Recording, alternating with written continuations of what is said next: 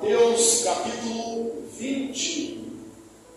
Mateus capítulo 20, do versículo de número 17 até o versículo 28.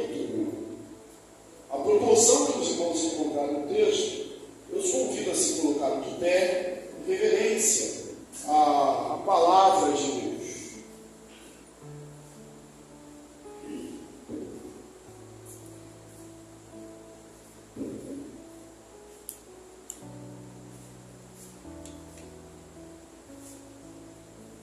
Amém? Todos encontraram Mateus, capítulo 20, versículo 17 ao versículo 28. Eu vou ler, peço aos irmãos a gentileza de acompanhar. Diz assim: estando Jesus para subir a Jerusalém, chamou à parte os 12, em caminho, lhes disse: eis que subimos para Jerusalém, e o Filho do Homem será entregue aos principais sacerdotes e aos escribas. Eles o condenarão à morte e o entregarão aos gentios para ser escarnecido, açoitado e crucificado, mas ao terceiro dia ressurgirá. Então se chegou a ele a mulher de Zebedeu com seus filhos e, adorando, pediu-lhe um favor. Perguntou-lhe ele: que queres? Ela respondeu: manda que no teu reino estes meus 2 filhos se assentem, um à tua direita e o outro à tua esquerda. Mas Jesus lhe respondeu: não sabeis o que pedis. Podeis vós beber o cálice que eu estou para beber? Responderam: podemos. Então lhes disse: bebereis o cálice, mas o assentar-se à minha direita e à minha esquerda não me compete concedê-lo. É, porém, para aqueles a quem está preparado por meu Pai. Ora, ouvindo isso, os 10 indignaram-se contra os 2 irmãos. Então Jesus, chamando-os, disse: sabeis que os governadores dos povos os dominam, e que os maiorais exercem autoridade sobre eles. Não é assim entre vós. Pelo contrário, quem quiser tornar-se grande entre vós, será esse que vos sirva. E quem quiser ser o primeiro entre vós, será vosso servo. Tal como o Filho do Homem, que não veio para ser servido, mas para servir e dar a sua vida em resgate por muitos. Amém. Sentai-vos, irmãos. Irmãos, esse texto, essa passagem, ela, se não estivesse escrita aqui, pedido da esposa de Zebedeu, a mãe de Tiago e João, seria difícil da gente imaginar, depois, ou dentro do contexto, depois de tudo o que Jesus ensinou. Porque se nós pensarmos um pouco o que Jesus tem ensinado até aqui, especialmente nas últimas passagens, temos pregado, Jesus falou sobre as criancinhas, trouxe ali a criança para o meio e disse: olha, quem quiser, se não vos fizerdes ou não vos tornardes como um desses pequeninos, não podereis entrar no reino dos céus. Aí Jesus seguiu o seu ensino dizendo que os primeiros seriam os últimos os primeiros. Jesus contou, para explicar isso, a parábola ali da vinha, dos trabalhadores na vinha,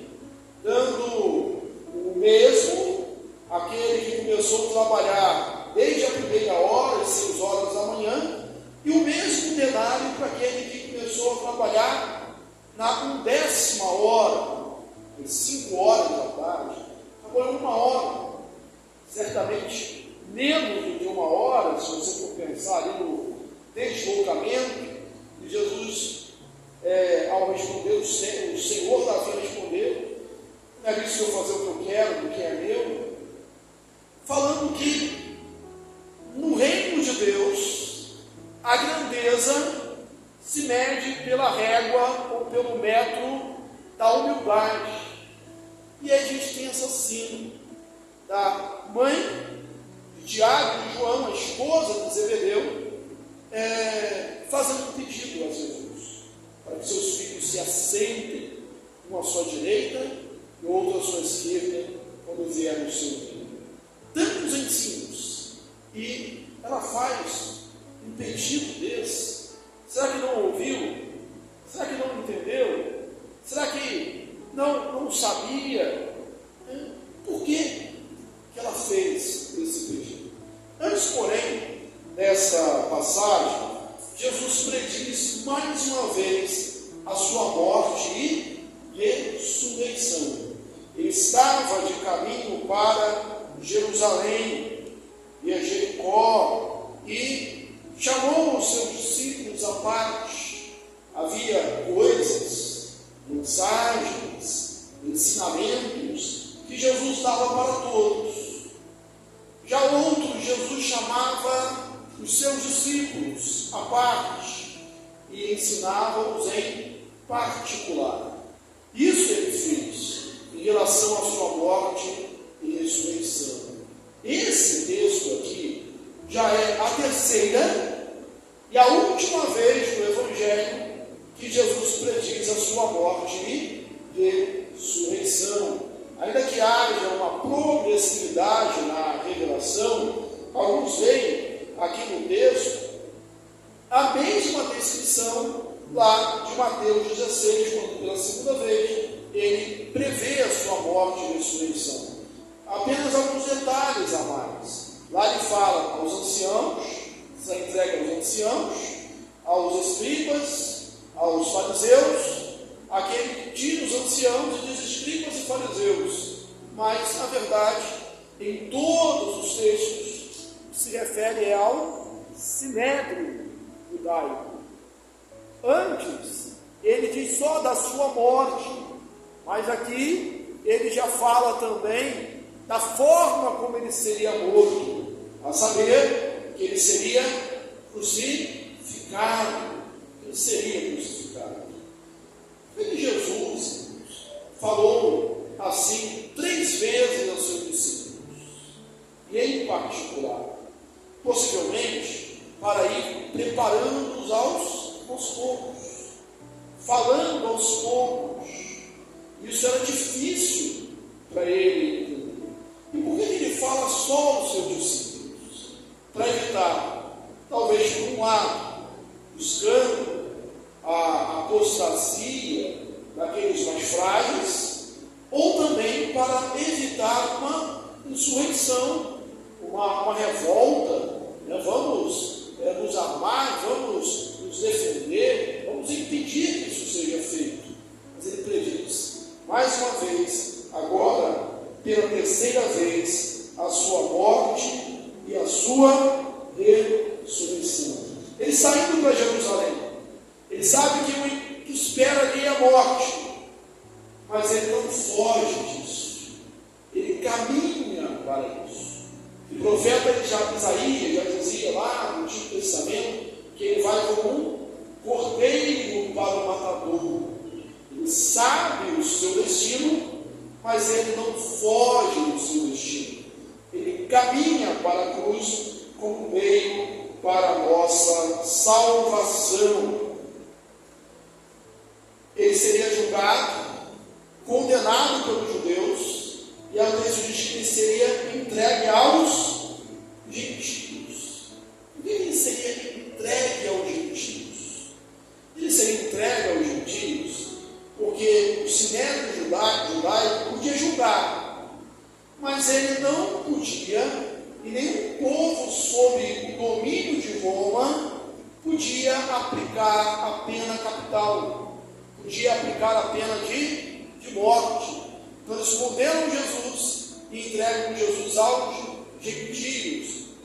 seja escarnecido, humilhado e crucificado. Mesmo porque a crucificação não era um tipo de pena de morte judaica, um tipo de pena de morte romana. E aí o Senhor Jesus é entregue aos gentios. Matthew Henry, comentando esse texto, ele diz o seguinte: ora, nada mais correto, porque ele morreria pelos judeus e pelos gentios. Ele uniria, nele não haveria mais separação, como posteriormente prega Paulo. Então, tanto judeus como gentios o condenam. Primeiro são os judeus, mas quem executa a pena são os gentios, na figura dos romanos. Mas em toda a previsão da sua morte, da sua paixão, de ser entregue ali para resgate de muitos, ele não seria forçado, ele entregaria a sua vida. Mas em todas essas previsões, elas terminam com um brado de vitória, com um triunfo, com glória. Ele vai ser crucificado, ele vai ser morto, mas ele vai ressuscitar. Essa é a mensagem, irmãos, que nós continuamos pregando, que Jesus morreu pelos nossos pecados, mas ele ressuscitou. É uma vitória.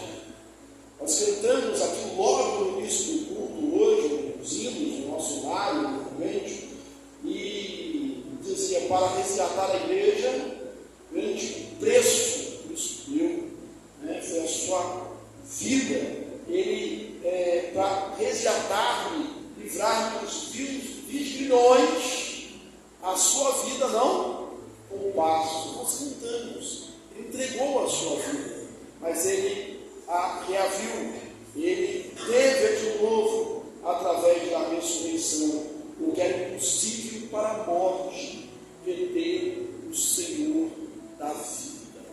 Glória a Deus, Cristo ressuscitou.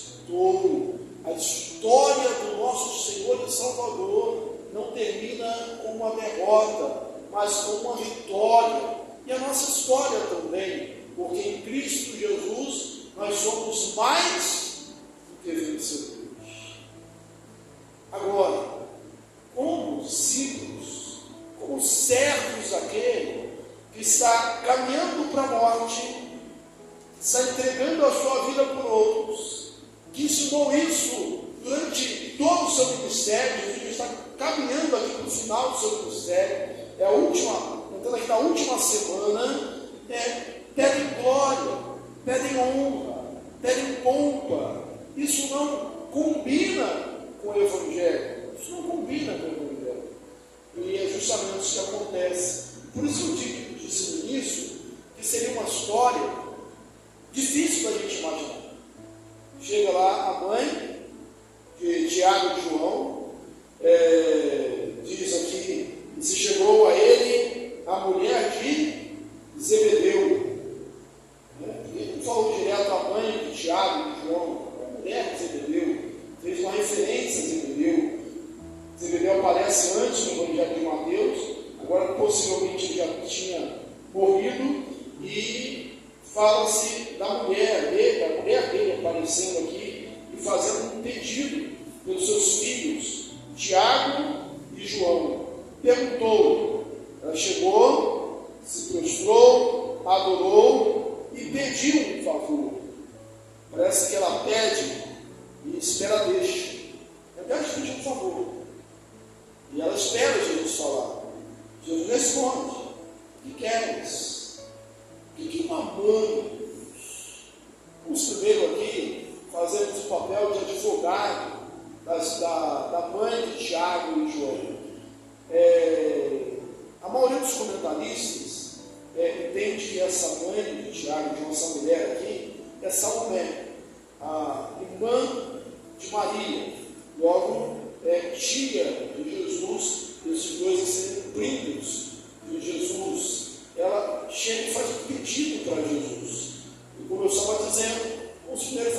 papel de defensores dela. Por que ela faz esse pedido? Que uma mãe, irmãos, não pede por um filho. Uma mãe não pede por um filho. Muitos pediram a cura, muitos pediram a salvação, pediram a solução de um problema. Ela chega a Jesus e pede uma posição, status para os seus filhos, né? Sentar-se uma à direita e outra à esquerda do seu reino. Ela, como também os demais discípulos, ainda não tinha entendido o caráter espiritual do reino. Ainda pensavam naquela subjugação, no poder, na glória, num reino como os outros reinos. Ela pede pelos seus filhos. Ainda fazendo aqui a defesa da mãe de Tiago e João, ela, pelo menos, irmãos, diante de todas as adversidades previstas, diante de toda a angústia que se aproximava, lembra-se de quando Pedro, né, depois da grande confissão, Jesus ele fala da sua, prediz ali mais uma vez sua morte e ressurreição. Pedro diz: Senhor, tem piedade de ti, isso de forma alguma te sucederá, isso não vai acontecer contigo. Jesus diz: arreda para trás de mim, Satanás, cogita das coisas dos homens e não de Deus.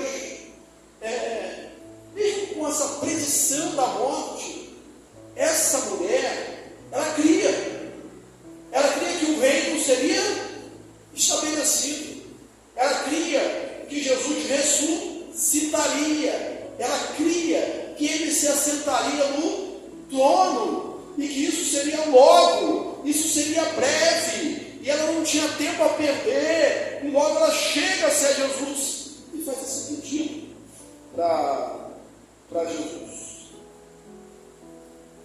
Não tinha razão para pedir, tinha alguma que ela pensava. Alguns chegam a dizer assim: não, ela pediu porque ela estava muito próxima, aparente, tia.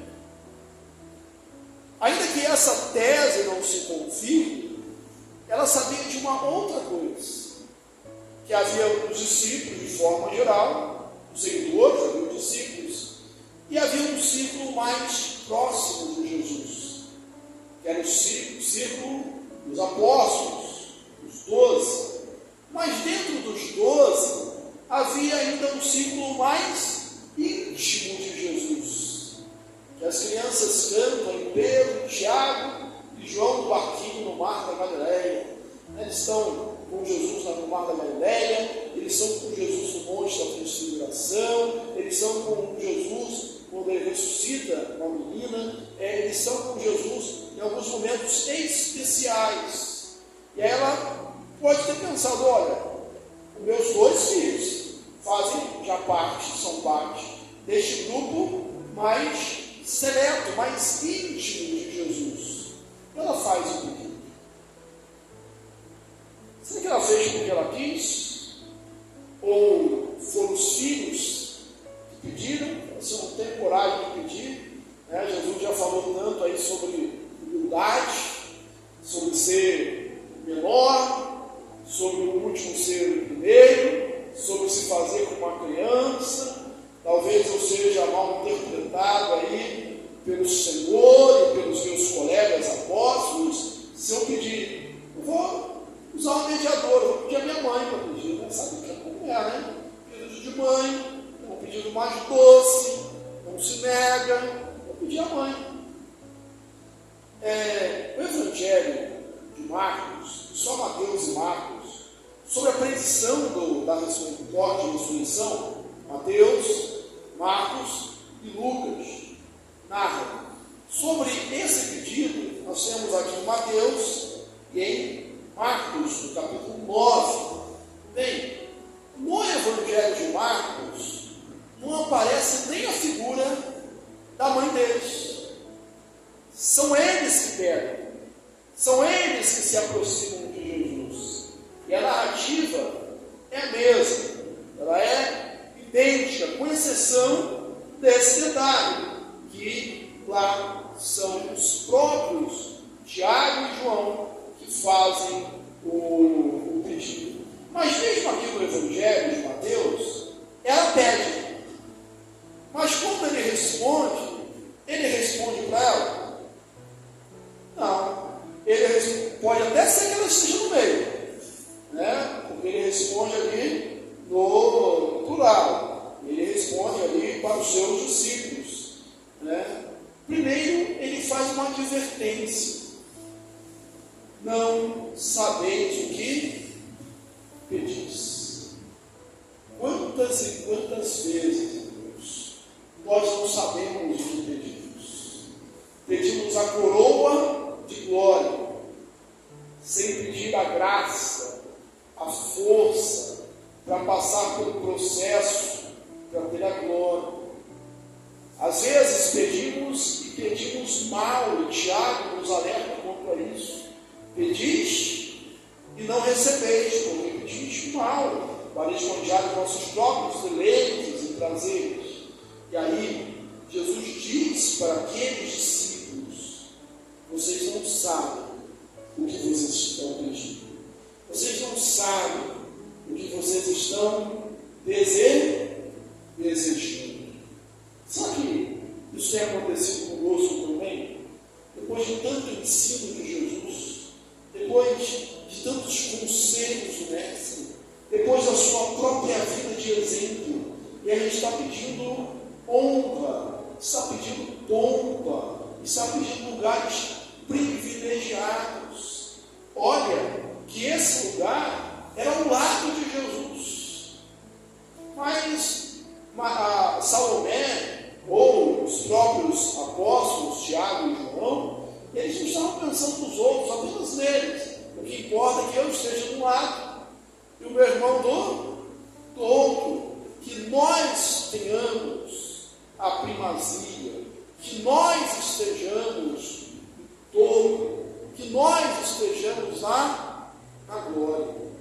A soberba precede a queda, revela o motivo, revela a falta de espiritualidade. Nós às vezes pedimos também mal, nós às vezes também não sabemos o que estamos pedindo. Por isso que é ensinado pelo próprio Senhor Jesus, quando orarmos, que o Senhor seja feita a tua vontade. E por que nós pedimos para que seja a vontade dele feita? Porque a vontade dele é boa, perfeita e agradável. A vontade dele é melhor do que a nossa. Os planos dele são mais sábios do que os nossos planos.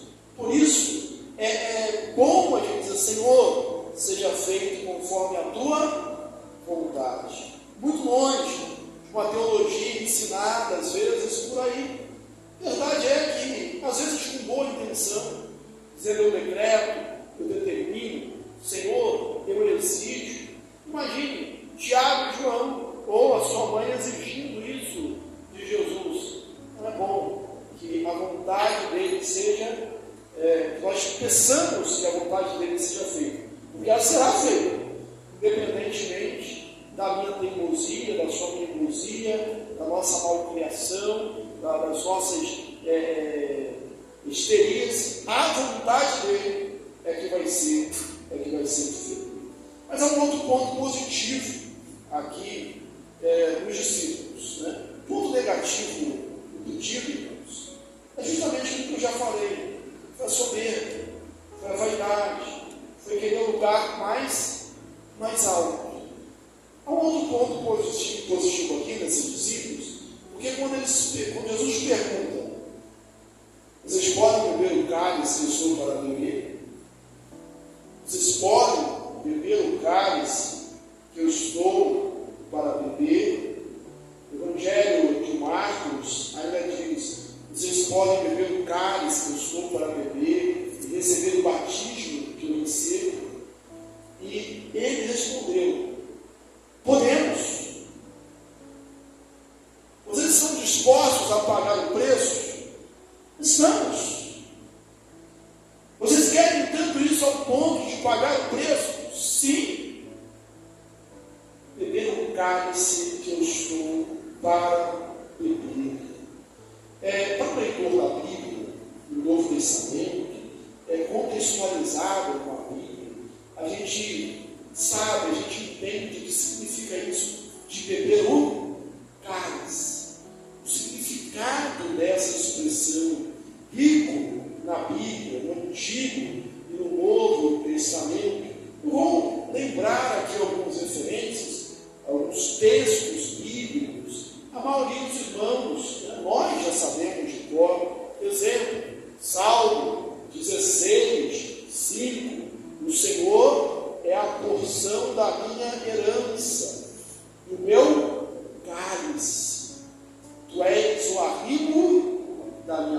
sorte. Coração bonito. Aquilo beber do cálice é uma coisa boa. Aquilo beber do cálice é algo favorável. O Senhor é a porção da minha herança. O Senhor é o meu cálice. O Senhor é o arrimo da minha sorte. Um outro texto, esse bem mais conhecido, era o Salmo 23:5.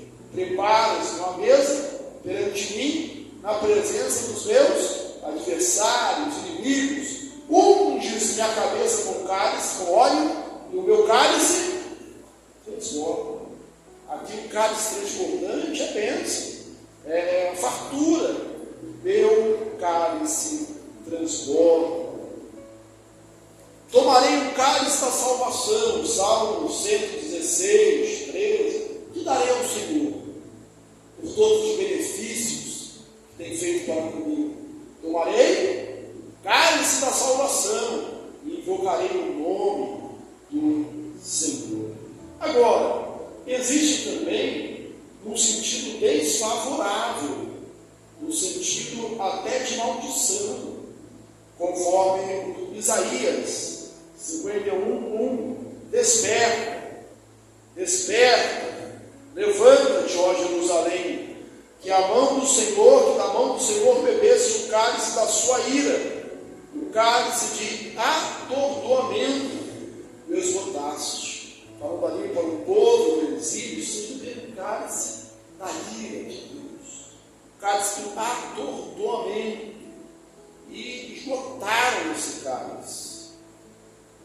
Em Mateus, um texto bem conhecido, Mateus 26:36, a gente vai chegar nele ainda, no 39, perdão. Jesus ele está no Getsemane, o que ele ora? O que ele pede a Deus? Ele se afasta, ele põe o rosto em terra e ele ora: Senhor, se possível, passa de mim esse cálice, passe de mim esse cálice sem que eu beba, mas não seja feita a minha vontade, mas a tua vontade. Vemos isso também em Apocalipse 14, é o cálice da ira de Deus, o cálice da ira de Deus. E aí, Jesus pergunta: vocês estão dispostos? Vocês querem mesmo beber o meu cálice? O cálice que eu vou beber? E ele diz: vocês podem? Nós podemos, nós podemos. E aí Jesus respondeu para eles: vão beber. Se vão beber. Ele não desacreditou que eles pudessem. Aqui, na verdade, foi preanunciado o que aconteceria com Tiago e João. Se você lembrar, conforme Atos 12, Tiago foi o primeiro apóstolo martirizado. E João acabou os seus dias idoso, velho, no desterro, no exílio, na ilha prisional de Pátios. Certamente, esses homens, santos de Deus, Tiago e João, beberam o cálice, suportaram o cálice. Mas o Jesus disse: agora, quanto a sentar-se à minha direita e à minha esquerda, não compete a mim, está reservado para aqueles a quem o Pai predeterminou, aqueles que o Pai escolheu. Isso faz parte dos decretos de Deus. Lembra que a parábola da vinha, que é um contexto anterior, a gente falou do galardão, e se tem uma coisa do galardão que a gente tem que entender, é que a gente trabalha não pelo galardão. A gente vai, os últimos serão os primeiros, são aqueles que vão sem saber da recompensa, sem saber do salário. O lugar está determinado já por Deus, não é pela glória, não é pelo lugar que nós vamos nos assentar para fazermos a vontade do nosso Pai. Quando Jesus falou isso, e os outros 10 ouviram, o que aconteceu? Os 10 se indignaram. É fácil apontar o erro do outro.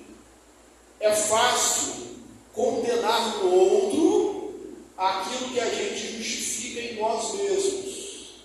Eu vou repetir.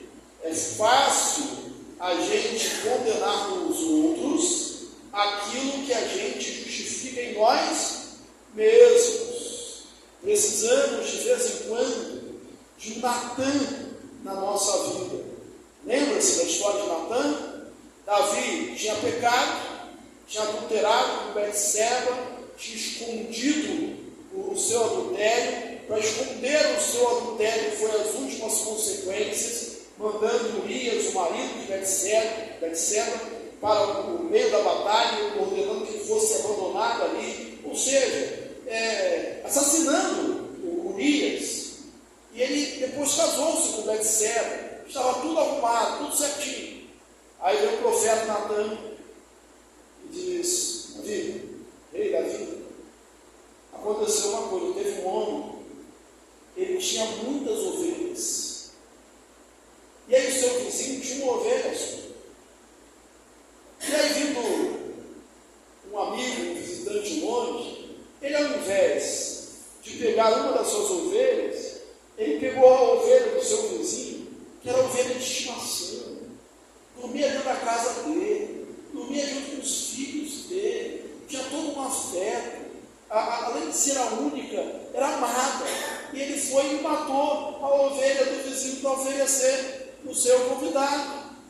Davi se irou e disse: quem fez isso deve morrer. Lembra que o profeta Natan disse? É isso. É isso. Foi você que possuiu a mulher do seu próximo. Então é fácil a gente condenar no outro aquilo que a gente justifica em Deus. Quantas e quantas vezes nós enxergamos o erro do nosso mundo? Lembra do outro ensinamento de Jesus? Como você vai tirar o arqueiro, o cisto do olho do seu irmão, quando você tem a trave no seu? Hipócrita, tira a primeira trave do teu olho, para que você possa ver perfeitamente e depois possa ajudar o seu irmão. Quando o texto aqui está falando de humildade, e às vezes mesmo quando nós nos consideramos humildes, nós somos mestres em condenar o erro do outro, ao invés de olharmos para nós mesmos. Era fácil. Dentre aqueles que se indignaram, se foram os 10, estava Judas, estava a um passo, logo venderia Jesus por algumas moedas de prata, trairia o mestre, mas condenar era fácil condenar. Entre os que condenaram estava Pedro, que foi tantas vezes alvo de misericórdia de Jesus. Senhor, salva-me. O Senhor estende a mão, mas estava pronto para condenar. Mas Jesus, ele não nos repreende, ele chama a parte. E Jesus nos ensina. Jesus aproveita a oportunidade para ensinar. Versículo 25. Então Jesus, chamando-os, disse: sabei que os governadores dos povos os dominam, e que os maiorais exercem autoridade sobre eles. William Hendricks, ele propõe uma tradução literal desse texto, e ele diz assim, que soaria estranho, mas se fosse traduzir literalmente da língua grega, o texto, apesar de soar bastante estranho aos ouvidos, ficaria assim: os governadores dos gentios dominam para baixo sobre eles, e os seus grandes exercem poder para baixo sobre eles. Apesar de soar estranho, esse é o sentido do pronunciamento. Governam para baixo, para baixo, ou seja, oprimem, gastam tudo, empenham tudo para chegar lá em cima, só para colocar peso sobre os outros. E aí Jesus diz a lógica do reino: mas entre vocês não será assim. Entre vocês não será deste modo. Vamos, entre nós não pode ser desse jeito. Entre nós não pode reinar esse espírito de colocar peso sobre os outros. Isso pertencia muito bem aos fariseus. Jesus diz que eles colocavam fardos pesados sobre os outros e nem com um dedinho ajudavam. O ensino de Jesus é diferente. Vinde a mim, vós todos que estáis cansados e sobrecarregados, e eu vos aliviarei. Tomai sobre vós o meu jugo e aprendei de mim, que sou manso e humilde de coração, e achareis descanso para a vossa alma, porque o meu jugo é suave e o meu fardo é leve.